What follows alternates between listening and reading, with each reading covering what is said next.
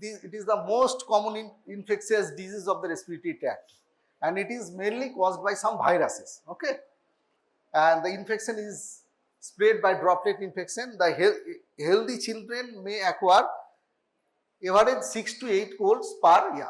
Okay, so this frequency is quite normal. 6 to 8 colds. Almost every children, unvaccinated children, acquire 6 to 8 cold per year. What are the predisposing factors for development of the nasopharyngitis? Number one is climate, sudden change in weather, sudden change. Okay, the child may get cold, but it is a myth that the parents or the grandparents, they often believe that the cold is causing the common cold, but it's not true. It is the viruses that are causing the nasopharyngitis, but the climate is an triggering agent for development of the common cold. Okay. Next is overcrowding. As it is a contagious disease, it spreads from one person to another person by the droplets. So it's very common that if there is overcrowding, the infection will spread from one person to another. Immunodeficiency like HIV and malnutrition, these are the important triggering agent for the development of the nasopharyngitis. Etiology. So what are the viruses that are causing common cold? Number one is rhinovirus, followed by the adenovirus, coronavirus, influenza, parainfluenza and RSV. These are the viruses which are causing common cold. Okay. So how does the disease transmit? It may be transmitted either by direct contact or indirect contact. Direct contact, when any child who is having common cold is coughing or sneezing, that tiny droplets which contains the virus particle may directly may be inhaled by some other child, and he or she may get infected. Indirectly, if someone having cold or cough sneezes and that sneezing particles touches any handle of the door and someone is touching the door, he or she may get infected indirectly. Okay. So how does the disease occurs? When the respiratory epithelium, they are invaded by some virus that I have told, rhinovirus, adenovirus, corona influenza, parainfluenza, etc. The virus actually, they attack the respiratory epithelium. Okay, and there is activation of the innate immune system, which is causing release of some mediators either locally or in the blood. What are the local mediators? That is bradykinin and prostaglandin, which are acts on the blood vessels, nerves or the glands. Okay, causing vasodilation or irritation of the nerves. Vasodilation will cause the nasal congestion, so there will be nasal obstruction. Irritation of the nerves will cause itching and dry hacking cough, etc. When there is release of cytokines like interleukin 6, 8 or TNF-alpha from the lymphocytes, there will be these mediators, these cytokines will act on different systems, okay, CNS or joints or muscles, causing the systemic symptoms like fever, joint pain, malaise, etc. Okay, so a child with common cold will have both the local symptom as well as the systemic manifestation. Okay, so what are the clinical features? Already told. Remember, like this one, the prodromal phase, there will be fever. Prodromal means before onset of the actual symptoms. What are the presenting manifestation? Okay, fever, body ache, itching or irritation in the nose and throat. There will be cervical lymphadenopathy. Reactive stage, that is actual onset of the symptoms. There will be nasal congestion due to vasodilation of the vessels. Okay, and it will cause nasal obstruction. There will be blockage of the eustachian tube, okay, which will ultimately lead to serous otitis media. So child will have pain in the throat, pain in the ear. There will be nasolacrimal duct blockage. Okay, it will cause excessive lacrimation. There will be irritation of the nerves of the larynx, which will cause dry hacking cough. And after 2 to 3 days, when the ciliary function improves, the mucosal edema subsides and the nasal patency improve. Ultimately, the symptoms resolves, and it will take average 2 to 3 days, but sometimes it may persist up to 2 weeks. Okay. So what are the differential diagnosis of nasopharyngitis? Remember that as nasopharyngitis or common cold is a systemic disease, the discharge from the nose is bilateral. But if any child is coming to your clinic or OPD with unilateral nasal discharge, that is prevalent, you must think something beyond common cold, that is any foreign body obstruction in the nose. Okay. Number 2 is allergic rhinitis. Allergic rhinitis is not caused by any viruses. It is an immune mediated reaction, Ig mediated reaction. So it is not contagious. There will be no history of contact of common cold. The family, there is no family history of similar disease. The child will come without any fever. The child will come only with some nasal symptoms like irritation or sneezing, nasal blockage, and that have some seasonal variation. And one important aspect of allergic rhinitis, the symptoms occurs every time after the child is exposed to some allergen. Okay, and you may get history of allergy, some other allergy in the child like bronchial asthma or atopic dermatitis. So it's a case of allergic rhinitis. The symptoms will be same, but as allergic rhinitis is a allergic reaction, it will not be relieved without any medication. But nasopharyngitis or common cold, it is a self-limiting, benign, short-lasting disease. It will go up without any treatment. But allergic rhinitis is not going to be cured without any proper treatment like antihistaminic or intranasal steroid. Next is snuffles. Have you ever heard the term snuffles? Snuffles is clear mucoid discharge from the nose in the first few weeks of the life. It is not any common cold or any significant disease. It is benign and it will go up spontaneously without any treatment. But it has one important clinical aspect what I must mention, that is snuffles in a case of congenital syphilis. Snuffles in case of congenital syphilis. What happens in congenital syphilis?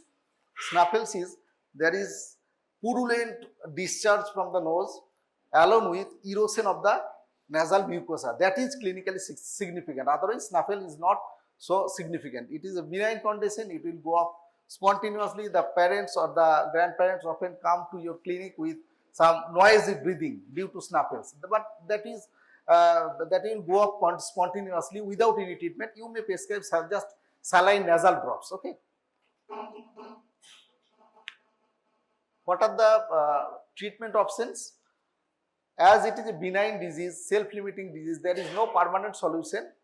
We will just give some supportive measures like rest, good hydration. If the child is exclusive breastfeeding, we may advise them to breastfeed the baby as much as possible. If the child is older one, more than 6 months, we may advise the mother to give the child sips of fluid as much as possible. Okay. And if the child is older one, steam inhalation has a very good role in case of common cold. To relieve the nasal congestion, there are so many nasal drops, but I must mention there are so many nasal drops that contains medicines like oxymetazoline or xylometazoline. These medicines are used only in case of severe cases and severe nasal obstruction in older children, usually more than 6 years. But that use should be restricted for maximum 5 to 7 days. But what happens if someone prescribes nasal drops containing these medications, xylometazoline or oxymetazoline, every time the child is going to having some common cold, they usually use the same drops again and again. And what happens? These drops medication have some side effect, serious side effect. That's a rebound congestion of the nose. That is also known as rhinitis medicamentosa.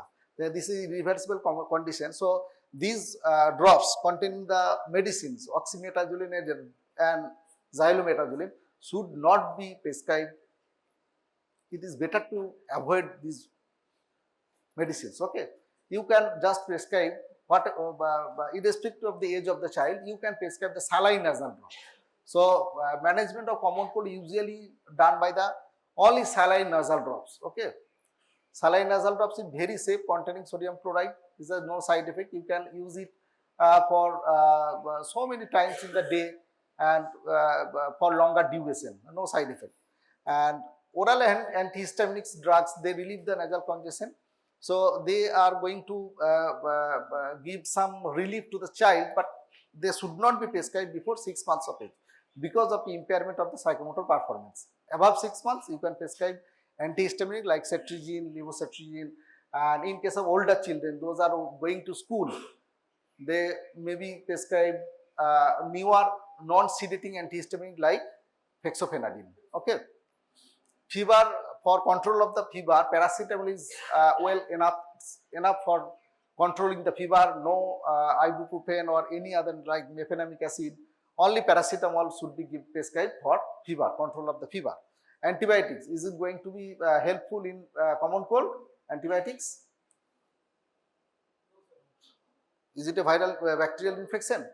So there is no role of giving antibiotic, but it has some role when the common cold or nasopharyngitis is getting some complications. Okay, if it's get complicated, then only you can prescribe antibiotic. But before without development of complications, there is no role of giving antibiotics. So what are the complications?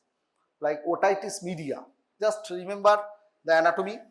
The nasopharynx is connected to the middle ear cleft by the eustachian tube. So infection may ascend to the middle ear, giving rise to complications of otitis media. That will be discussed in today's class.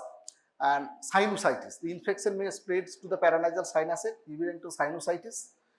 It may descend into the lower respiratory tract system, causing laryngitis. Then if the child is a known case of asthma, his asthma may be aggravated by the attack of common cold. So acute exacerbation of asthma. Then if the infection further descends, it may infect the bronchiole, there may be bronchiolitis and ultimately bronchopneumonia. Okay, is it clear? Any question about nasopharyngitis? I will move to the next topic. Acute pharyngotonsillitis. Okay, it is also very common, very much important. Particularly in this session, you will learn how to differentiate a viral and a bacterial tonsillopharyngitis. Okay, very common, and often from my experience of clinical practice, I often see prescribing antibiotic in case of viral pharyngotonsillitis. So I hope you will understand when to prescribe antibiotic and when to not after listening this. Okay. So what is pharyngotonsillitis? It is also known as sore throat. Have you ever heard the term sore throat? বাংলাতে বলে sore throat, গলা ব্যথা, জ্বর গলা ব্যথা নিয়ে প্রায় বাচ্চা আছে কিন্তু, হ্যাঁ, they often come with the fever and sore throat. So there are so many possibilities. Okay, fever and sore throat. Not any fever and throat is a bacterial pharyngotonsillitis. There are so many differential diagnoses. Just look carefully. So it is an acute inflammatory condition of the pharynx and tonsil, usually caused by an infection. So it is always infective etiology. Okay, pharyngotonsillitis. That infection may be either viral or it may be bacterial. Viral. What are the viruses which are causing pharyngotonsillitis? Adenovirus, influenza virus, parainfluenza, enterovirus, Epstein-Barr virus, and rhinovirus. So these are the common viruses. Yeah, what is it? Bacteria.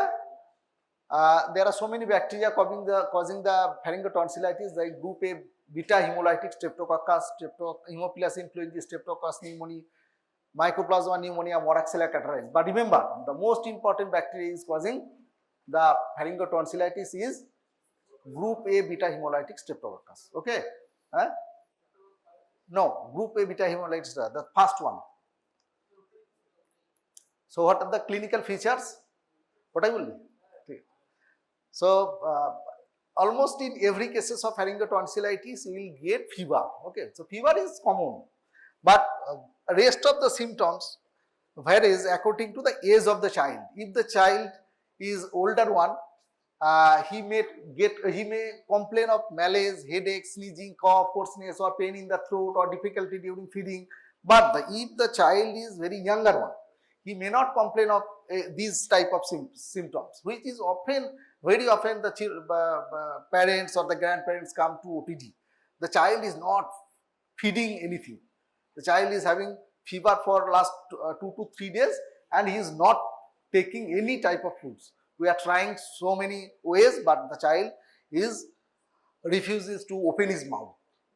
And in that case, if you just examine the throat of the child, you may get some important findings. Okay, so now the big question is whether it is a bacterial tonsillitis or viral pharyngotonsillitis. Okay, so before going into the differentiating points, I would like to show you some real picture of viral bacterial tonsillopharyngitis. So, dear student, please have a make a habit to look the throat of every child present to our OPD. Okay, if you have a good practice of seeing the normal pharynx, then only you will be very experienced to catch the abnormal one. Okay? The most left one, that is a normal pharynx. Okay, this is normal one. Look, there is nothing significant. This is normal. Okay, you have to just look, and this one is abnormal. These two are abnormal. What abnormality you are finding? Cherry red. Don't say cherry red. This is just reddish. This is more red than this one, first one. Okay, the second one is more red than the first one. Okay, and anything other than the redness, there is hyperemia. This is called hyperemia. And other than redness, anything, any abnormal, any other different points from the first one? Swelling of the uvula, hyperemia, irritation in the throat. This is one viral pharyngitis. But what can you see in the third one? Here, look, here the tonsils are within the tonsillar pillars. Okay, the tonsil is not visible. So there is no tonsillar enlargement, only there is hyperemia and there is edema of the uvula. Okay, but the third one shows that the enlargement of the tonsils. Okay, both the tonsils are enlarged along with exudates. What is exudates? Yes, these white lines, these are tonsillar exudates. This is very characteristic of acute bacterial pharyngotonsillitis. Okay, tonsillar exudates. Okay, so these are some real picture. Now have a look on the different points. Okay, viral and bacterial. What is points in favor of viral pharyngotonsillitis? There will be more sneezing, rhinorrhea, cough, etc. Palatal petechiae and vesicles are common in case of viral pharyngotonsillitis. Malaise, headache, seasonal varieties, involvement of the other family member, all are in favor of viral pharyngotonsillitis. But what are the points in favor of bacterial pharyngotonsillitis?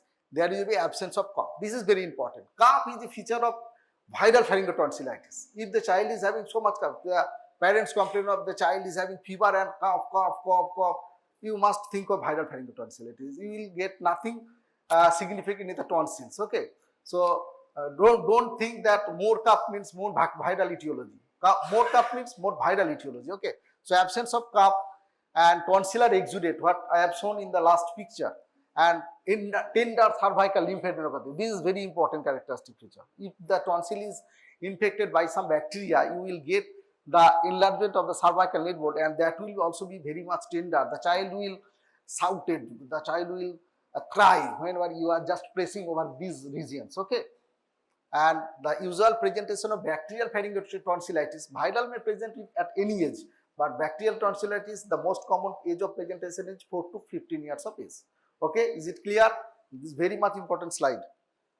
Next, based on these clinical parameters, there is a criteria that is known as Centor criteria. Very useful in your clinical practice. By this, you can differentiate what a bacterial tonsillitis and what is a viral pharyngotonsillitis. You will know, most of the time you will not need any investigation before prescribing any antibiotics. So what are the parameters? There are 4 parameters, that is tonsillar exudate, anterior, tender cervical lymphadenopathy, fever and absence of cough. Each point has 1 marks. Okay, if any child, say for example a 5 years old child has came to OPD with fever, there is no or minimal cough, the tonsils are enlarged with exudates, and there is tender anterior cervical lymphadenopathy. So the score is, what will be the score? What will be the score? 4. And say for example, a child coming with fever for 1 to 3 days and he has excessive cough. What is the score? Look carefully. Fever, excessive cough, 1. Absence of cough, 1 point. Yes. So by scoring this, then what are the interpretation of this Centor score? This one. If the score, look at the last one. If the score is 4, maximum score is 4. Okay. If the score is 4, that is chance of bacterial pharyngotonsillitis is 52 to 53%.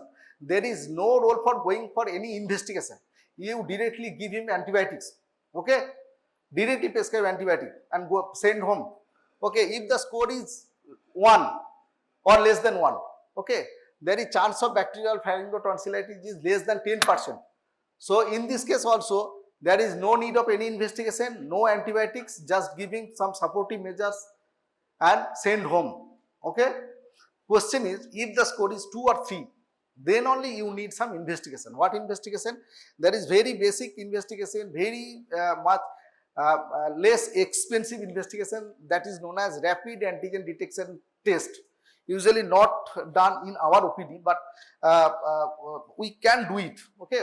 This is very kit test, just like the rat test of coronavirus, which was done a few years ago, rat test. Okay. It is also a kit test. By having some throat swab, you can give the results within 10 minutes. Okay. Rapid antigen detection. This is a kit test. Okay. So if the score is 2 or 3, you should do a rapid antigen detection test. This test has a very high specificity. If it is positive, you should not do any culture. Okay. You can directly prescribe antibiotics. So it is, if it is rat is perform a rapid if score is 2 or 3, perform RADT, if positive, antibiotic. Okay. But if the rat test is, rapid antigen detection test is negative, this is a sensitivity is low. It may not detect every case of pharyngotonsillitis, bacterial pharyngotonsillitis. So if it is negative, you should not send him home without giving antibiotic. You should do a culture test. If RADT is negative, perform a throat culture in children. If positive, give antibiotic. If negative, throat swab culture is negative, no need of antibiotic. Okay. So what are the differential diagnoses? I have already told you there are so many conditions are there. Whenever a child with fever and throat pain come in our OPD, so every case may not be pharyngotonsillitis. So there are some other conditions, very common condition like herpangina. Look at the first picture. Is it clear? Herpangina. It is also a viral illness. It is caused by the Coxsackie virus. It is common in the summer and autumn. Okay. When the cases are coming, lots of cases are coming every day. Okay. Autumn and summer. And in this infection, the patients will also come with fever and throat pain. But if you examine the throat, you will not get any kind of tonsillar enlargement. Rather, you will get some petechia or some ulcer, blister-like lesions. This type of whitish. Is it clear? Whitish lesion, blister-like lesions. Where? In the tongue or in the soft palate or in the anterior tonsillar pillar. Okay. It is causing disturbance. No. Right. So it is causing, so this is herpangina. It is a viral infection. It has nothing to do with the antibiotics. You just give him supportive measures. Okay. Just paracetamol or other supportive measures. So this is herpangina caused by the Coxsackie virus. Okay. And another important differential diagnosis is pharyngoconjunctival fever. It is also caused by virus. Do you know the name of the virus? Pharyngoconjunctival fever. So it is caused by the adenovirus. Okay, adenovirus. These also come in clusters. When last year, lots of patients were coming with this type of infection, pharyngoconjunctival fever. The pharynx is congested like this one. There is no tonsillar enlargement, just congested. And another important findings, as the name suggests, pharyngoconjunctival, pharyngeal infection as well as the infection of the conjunctiva. So there is pharyngitis as well as conjunctivitis. Okay. So in these cases, there is no role of any antibiotics, just give him supporting care. Okay.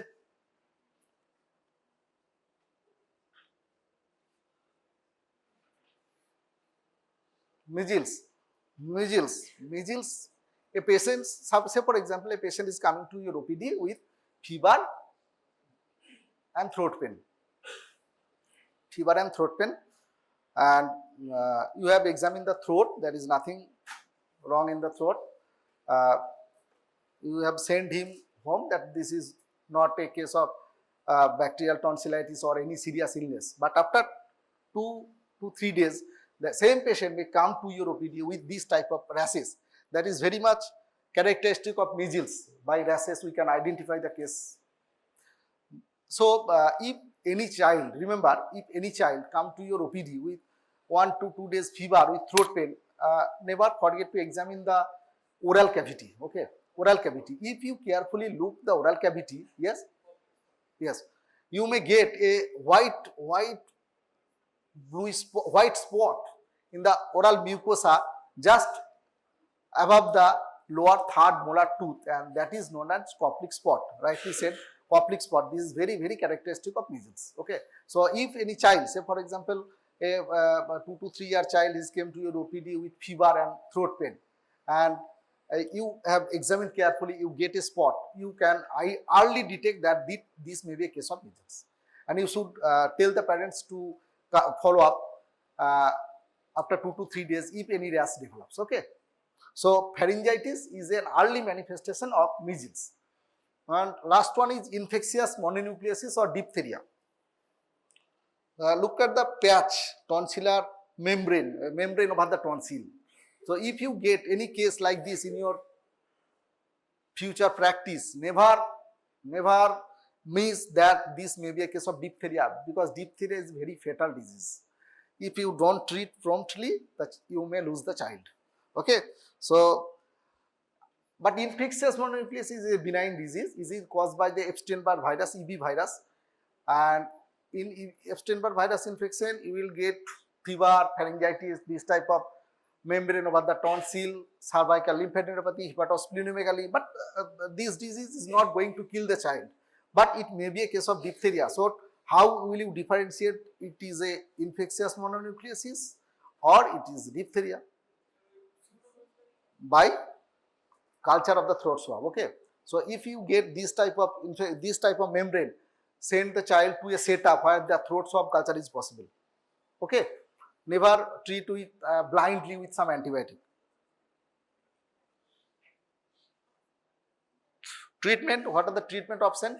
Again, supportive care is bed rest, good hydration and warm saline gargles are going to comfort to the pain in the throat.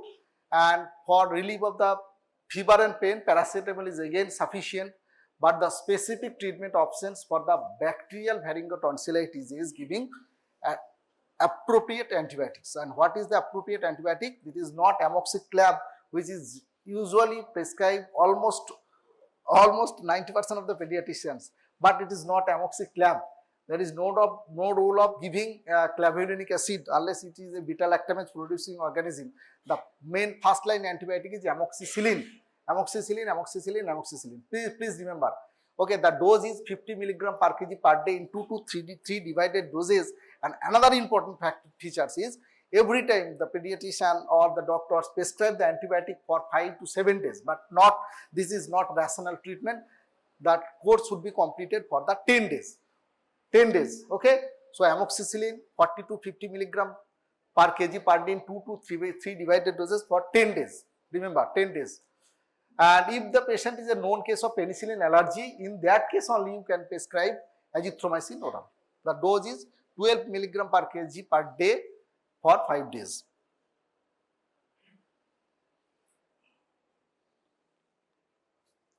So what are the complications of a case of pharyngitis? The complications may be divided according to acute complications, chronic and specific for gas. Acute complications are those, just think of the anatomy again. The infection may spread to the nearby anatomical structure, giving rise to otitis media, sinusitis, peritonsillar or retropharyngeal abscess. And chronic complication are chronic or recurrent tonsillitis or tonsillolith. Okay, tonsillolith means formation of stone in the tonsil. Okay, if recurrent tonsillitis, there will be formation of stone in the tonsil. And specific complications of group A beta hemolytic streptococcus is scarlet fever. Remember, scarlet fever, rheumatic fever, and acute glomerulonephritis. These are the specific complications of the gas. Okay. So, any questions about this topic, acute pharyngotonsillitis? Can we move to the next topic?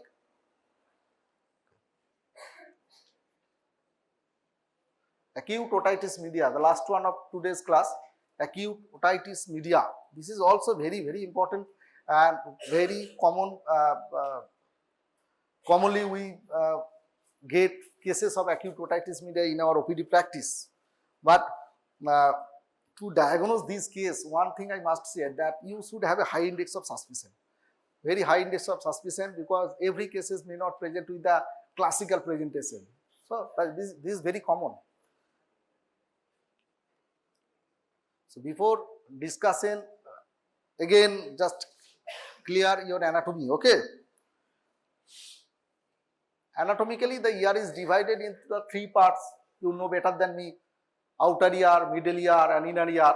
So, this disease is which part? Middle ear cleft. So, what is middle ear cleft? Middle ear cleft, this one. Okay, this one is middle ear cleft, and laterally it has anatomy is laterally it has tympanic membrane. Medially, inner ear, that is the cochlea and semicircular canal. Above there is attic, posteriorly the mastoid air cell, and below is the eustachian tube. And within the cavity there are three bones. What are the bones? Malleus, incus, stapes. Okay, what is acute otitis media? Acute otitis media refers to an acute inflammation of this part. Okay, this part, and it is almost exclusively occurs within most of the cases come 6 months to 24 months, with less than 2, above 2 months is also we may get cases of acute otitis media, but above 7 years AOM is rarely occurs. Okay, most of the cases come within 2 years, first 2 years. Okay, and that is why this is very difficult to diagnose. Okay, they don't say any complaint. Below 2 years child can't say. Okay, what are the risk factor? Bottle feeding, pacifier use.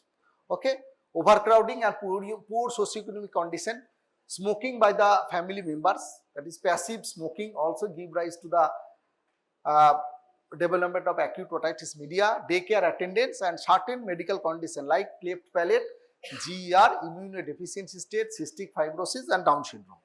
So these are the some common predisposing factor for the development of acute otitis media. And etiology, AOM is usually caused by some bacteria. It may be caused by viruses. Please listen carefully, all of you.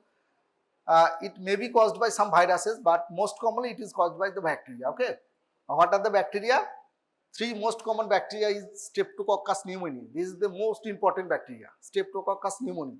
Haemophilus influenzae, followed by Moraxella catarrhalis, and less commonly Streptococcus pyogenes, Staph aureus, Pseudomonas aeruginosa.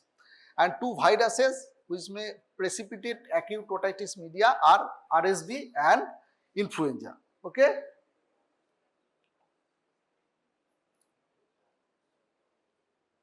How does the AOM develops? কিভাবে হচ্ছে acute otitis media কিভাবে হয়? ঠিক আছে? এটা জানতে গেলে আমাদেরকে জানতে হবে যে eustachian টিউবের কাজ কি। What does eustachian tube do? Okay, the function of the eustachian tube is to maintain the pressure between the middle ear and the nasopharynx. Okay, and also another important function is to clear the secretion. If any secretion is present in the middle ear, it will clear via the eustachian tube into the nasopharynx. But when there is some inflammation in the nasopharynx, nasopharyngitis, which I have already told in the first slide, there will be inflammation, hyperemia, edema of the nasopharyngeal wall as well as the eustachian tube. There will be some blockage of the tube. First will be a stage of tubal occlusion. The tube is going to occlude.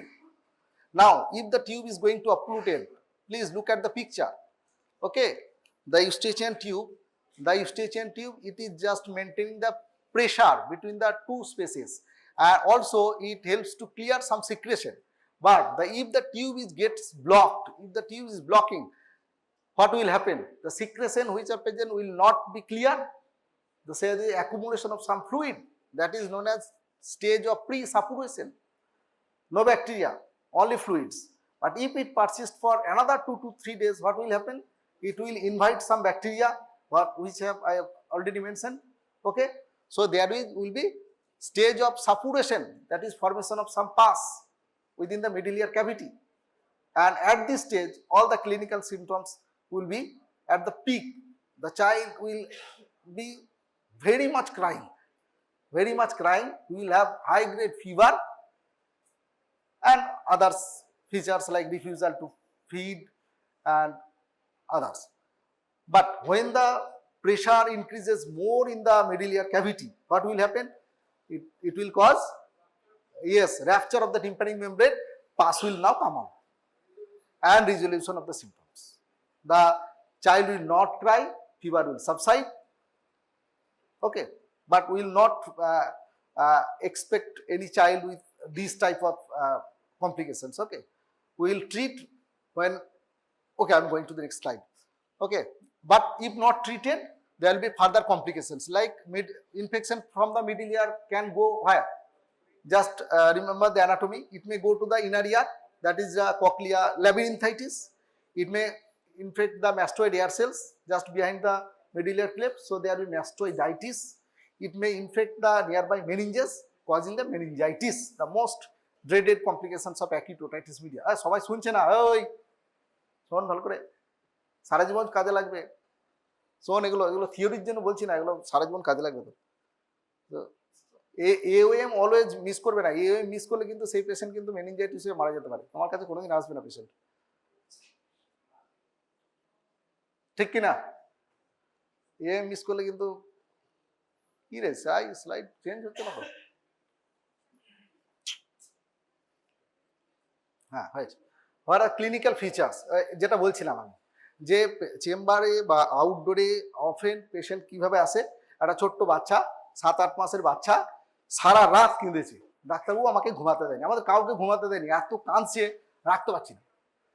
এইটা নিয়ে আসে বেশিরভাগ ক্ষেত্রে, মানে সারা রাত কেঁদেছে, কি হয়েছিল গো, আর কিছু বুঝতে পারছি না, কাঁদছে, শুধু খেতে চাইছে না, কাঁদছে, সারা রাত কেঁদেছে।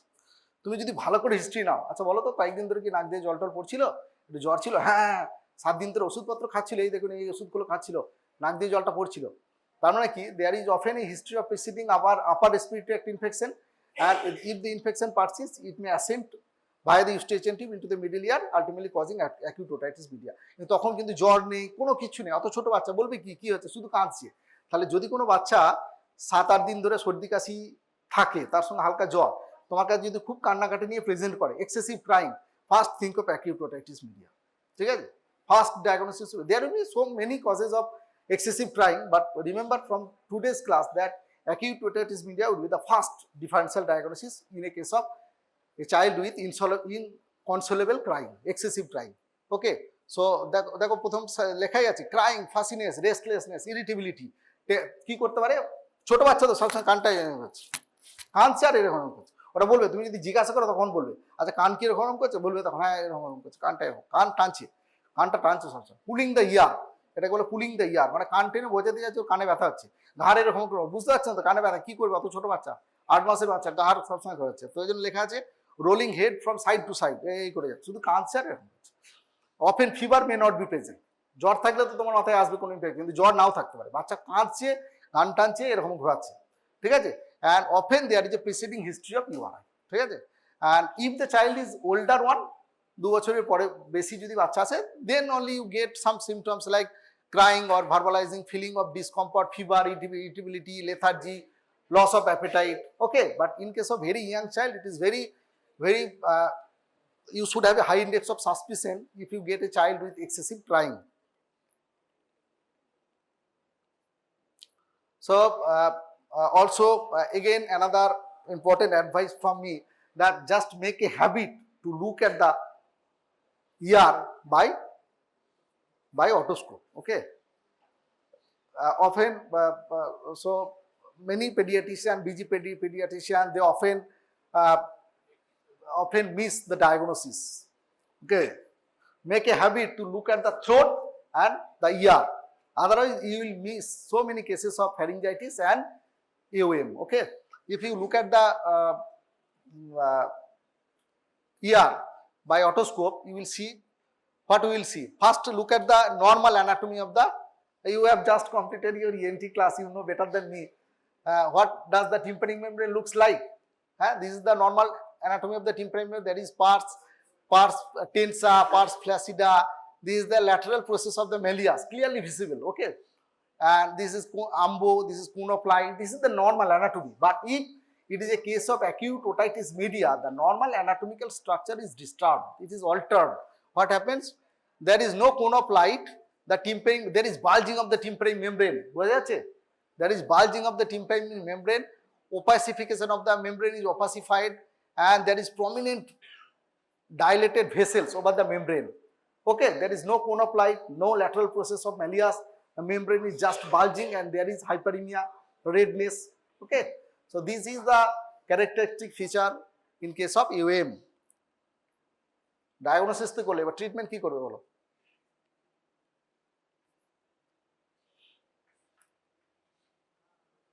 The management. This is taken from your Ghai, OP Ghai textbook of pediatrics. Very, very important. Just remember. I am trying to make it easy. Okay, how to remember it? So, management of otitis media depends upon the severity of the symptoms and age of the child. Okay, just look at me. Listen carefully.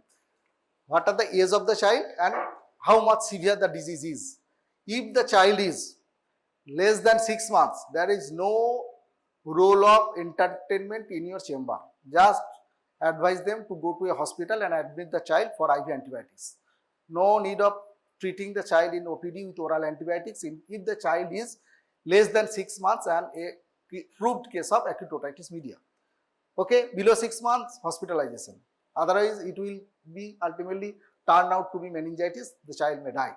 Okay, if less than 6 months, hospitalization. If more than 6 months and less than 2 years and more than 2 years. So that is why it is classified into two groups, 6 months to 23 months and more than equal to 24 months. 2 বছরের নিচে 6 মাসের উপরে যদি হয়। আর একটা হচ্ছে symptoms, severity of the symptoms. How much the disease is severe the disease is. Severity means if the child looks very toxic, sick looking, there is no definition how the child looks serious. You have to just make a habit by looking the face of the child. If the child is so much toxic and the pain and fever is persisting for more than 48 hours, that means severe symptoms. Okay, if there is severe symptoms or otorrhea means something, some fluid is coming out from the ear, otorrhea, or there is no assurance of follow-up. মানে তোমার কাছে দেখাতে এসছে, তোমার থেকে হয়তো তার বাড়ি 30 কিলোমিটার দূরে, 40 কিলোমিটার দূরে, আসবে কি আসবে না তার কোনো গ্যারান্টি নেই। এই ক্ষেত্রে if the follow up is not assured, তাহলে কি হলো? ইফ দ্য চাইল্ড 6 মাসের নিচে হসপিটালাইজেশন, 6 মাসের উপরে যদি হয়, তাহলে আমি কি বলছি, যদি সিভিয়ার সিমটমস থাকে, মানে if the child looks very toxic, if the pain and fever is persisting for more than 48 hours and there is no assurance of follow up or there is otorrhoea, এইগুলো যদি থাকে, you should prescribe antibiotic irrespective of the age of the child. দেখো তাই লেখা আছে, দেখো antibiotic দেখেছো, the severe symptoms, otorrhoea, uncertain access to follow up. সে 6 মাসের বেশি যদি হয়, যতই হবে 6 মাসের উপরে যাই হবে, তবে অ্যান্টিবায়োটিক দেবে এই গ্রুপটা, ঠিক আছে? Weather it is unilateral or bilateral,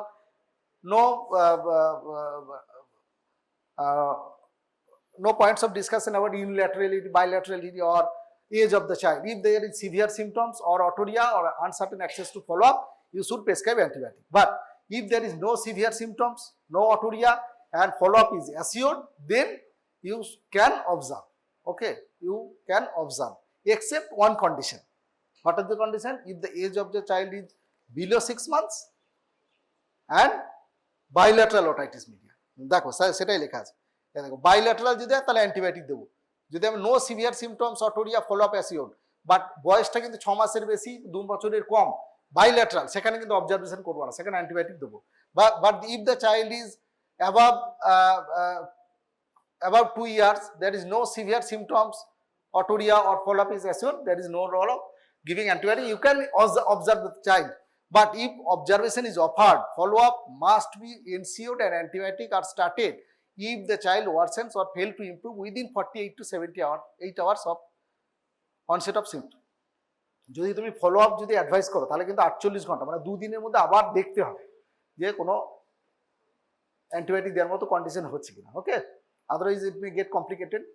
so this is very important, মনে রাখা যাবে। ইজি হলো কি? ঠিক আছে তো। ফার্স্ট লাইনে অ্যান্টিবায়োটিক কি দেবো? Again it is amoxicillin. Dose is almost same, 40 to 50 milligram per kg per day, 2 to 3 divided doses for 10 days. If there is no response or poor response within 48 hours, change the antibiotic to amoxicillin or cefuroxime or cefuroxime. If no response again within 48 hours, you should straightly go to IV antibiotics. IV or IM antibiotics, ceftriaxone 50 milligram per kg per day for 1 to 3 days is sufficient. If there is known case of penicillin allergy, you should give him azithromycin or clarithromycin. So clear? Any questions? আগের স্লাইডটা, হ্যাঁ এটা থেকে করি, ঠিকই বলেছ। হ্যাঁ বলো কি, কোনটা বুঝতে পারছো না বলো, আরেকবার বলবো। দেখ, যদি 6 মাসের নিচে যদি কোনো তুই যদি ডায়াগনোস করতে পারিস যে এটি অ্যাকিউট ওটিটিস মিডিয়া, আর কোনো কিছু দেখবি না, ঠিক আছে, ডিরেক্ট হসপিটালে পাঠিয়ে দিবি, বুঝতে পারছিস। যদি 6 মাসের উপরে হয়, 6 মাসের উপরে হলে হ্যাঁ যাই হবে, ইউনিল্যাটারাল বাইল্যাটারাল যাই হবে, 6 মাসের নিচে এওএম মানে তুমি হসপিটালাইজেশন, মানে কান দিয়ে পুঁজ বেরাচ্ছে, 6 মাসের নিচে বাচ্চা এসছে, তাই কি অ্যামক্সিক্লাব দিবি? যেটা করে সবাই ভুল করে, ডিরেক্ট হসপিটাল ভর্তি করতে বলি। পেশেন্ট ভর্তি হতে চায় না কিন্তু, না স্যার একটা অ্যান্টিবায়োটিক দিয়ে দেখি না 2 দিন, তারপর 2 দিন পর মেনিনজাইটিস হয়ে যাবে, তোকে এসে পেটাবে, আপনি কেন ভর্তি করেননি? তো সেই জন্য 6 মাসের নিচে যদি বাচ্চা হয় ডিরেক্টলি হসপিটালাইজেশন। 6 মাসের পরে যদি বাচ্চা হয় তখন তুই দেখবি সিভিয়ার সিমটমস আছে, 6 মাস সিভিয়ার সিমটমস আছে না সিভিয়ার সিমটম নেই, অটোরিয়া আছে না নেই, ফলো আপে আসবে কি আসবে না, ঠিক আছে। যদি সিভিয়ার সিমটমস থাকে, অটোরিয়া থাকে, ফলো আপ যদি আনসার্টেন থাকে, তাহলে তোমাকে অ্যান্টিবায়োটিক দিতে হবে, ঠিক আছে। আর যদি সিভিয়ার সিমটমস নেই, অটোরিয়া নেই, মানে কান থেকে কিছু বেরাচ্ছে না, ফলো আপে আসতে পারবে, তোর বাড়ির কাছেই বাড়ি বা চেম্বারের কাছেই বাড়ি, হাসপাতালের কাছেই বাড়ি, সেই ক্ষেত্রে কি করবি? অ্যান্টিবায়োটিক দিবি না। কোন ক্ষেত্রে দিবি? সিভিয়ার সিমটমস নেই, অটোরিয়া নেই, ফলো আপে আসতে পারবে, তাও কোন ক্ষেত্রে দিবি? যদি বয়সটা যদি 6 মাস থেকে 2 বছরের মধ্যে হয়, বাইল্যাটারাল যদি দেখে, যদি দুদিকেই যদি দেখতে পাস, তাহলে সেক্ষেত্রে তোকে অ্যান্টিবায়োটিক দিয়েই ছাড়তে হবে, বোঝা গেল? এবার চলো, কোনো কোশ্চেন নেই তো তোমাদের? তাহলে আমি কোশ্চেন করি এবার, খুব সিম্পল কোশ্চেন, কিন্তু ধরে ধরে করবো, যাকে বলবো সে জিজ্ঞাসা বলবে কিন্তু, হ্যাঁ এই বলো কে তা বলবে। যারা বেশি গল্প করেছেন মুখ বলে দেখেছিল তাদের কিছু, হ্যাঁ জানি তো, যারা গল্প করেছিল তাদের কিছু জিজ্ঞাসা, কেউ কেউ কাউকে হেল্প করবে না, বলবে হ্যাঁ বল, কে বল, তুই বল। Which of the following is not an URTI? Which is not an upper respiratory tract infection?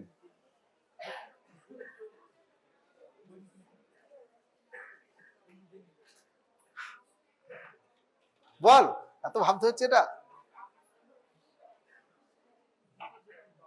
হ্যাঁ উঠে ওঠ, দাঁড়া দাঁড়া দাঁড়া দাঁড়া, স্ট্যান্ড আপ। হ্যাঁ কি কি ফোর্থ কি লেখা আছে? ব্রঙ্কোকোলাইটিস,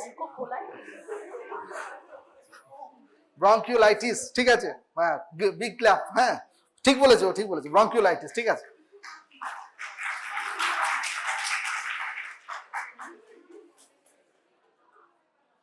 নেক্সট বলো, which is not a feature of viral pharyngotonsillitis? বল, লাস্ট দিক থেকে যে কোনো একজন উঠে দাঁড়া। আচ্ছা তুই, হ্যাঁ বল বল বল বল বল।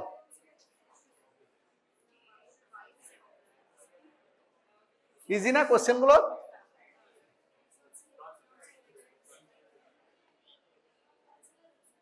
বল রে, হ্যাঁ ডি না, পুরোটা বল কি?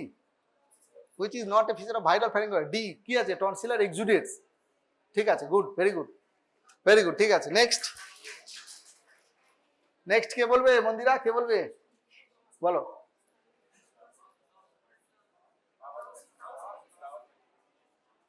বল,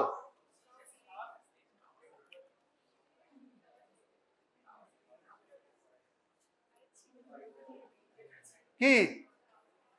এত টাইম নিলে হবে না, তাহলে পাস পাস করতে হবে, বলতে পারছে না। ভালো করে শুনলে এগুলো খুব ইজি, কিন্তু সবগুলোই বলা হলো, তাই না? বলা হলো না? বলতে পারছে না, ও পারছে না, অন্য কেউ বলবে। কি হবে অ্যান্সারটা? Kawasaki. Scarlet fever, rheumatic fever, acute glomerulonephritis, এগুলো তো সবই তো গ্রুপ এ বিটা ইমিউনিটি হয় তো। Which of the following is the most common cause of acute otitis media? এটা তুই বল, তুই বল, তুই বল, তুই বল, তুই বল। স্ট্রেপ্টোকাস। ভেরি গুড, বলে দিয়েছে, বলে দিয়েছে, ঠিক আছে, very good. First line antibiotic in uncomplicated acute otitis media?